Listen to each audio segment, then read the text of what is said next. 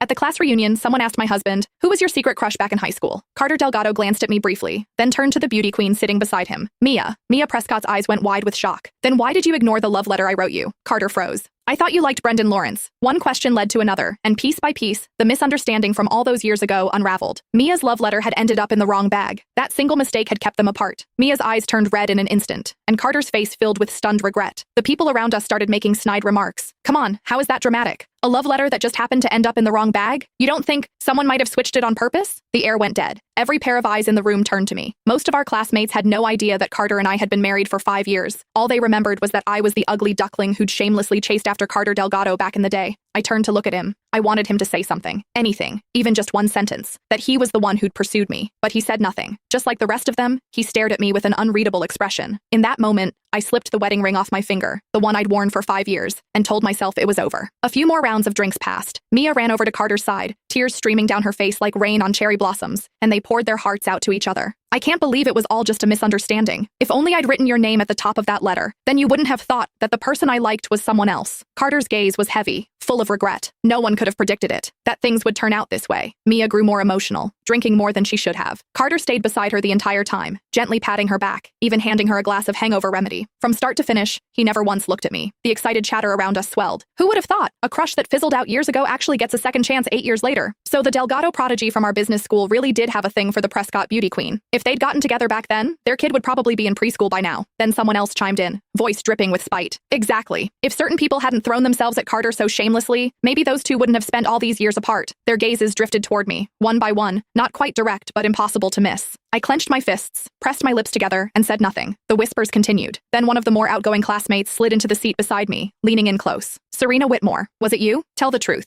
Did you swap the love letter on purpose so those two would miss their chance?" My expression turned cold. I was about to say it wasn't me, but the crowd erupted before I could speak. I'd bet money on it. Everyone used to say Carter and Mia were the golden couple. They were obviously into each other. The only one who didn't get the memo was Serena, pining away, staring at Carter every chance she got. We all saw it. The second evening study hall ended. She'd drag him out to the track field. Who knows what other stunts she pulled? Swapping a love letter? That's nothing for someone like her. Obviously she did it. Do we even need to ask? None of them knew that Carter and I were together. 8 years as a couple. 5 years as husband and wife. They only remembered that I used to hang around Carter a lot. They assumed I was the one chasing him. A lovesick nobody reaching for someone out of her league, desperate to land the golden boy. But they didn't know the truth. From the very beginning, Carter was the one who pursued me. He was reserved by nature, never one for public displays. He'd never once posted about us on social media. Every step forward in our relationship had been his initiative, his doing. Yet somehow, he always came out looking like the innocent party. He was the prodigy of the business school, turning heads wherever he went, impossible to ignore. And me? In everyone's eyes, I was never good enough for him. But that was no reason for me to be mocked, to be humiliated. I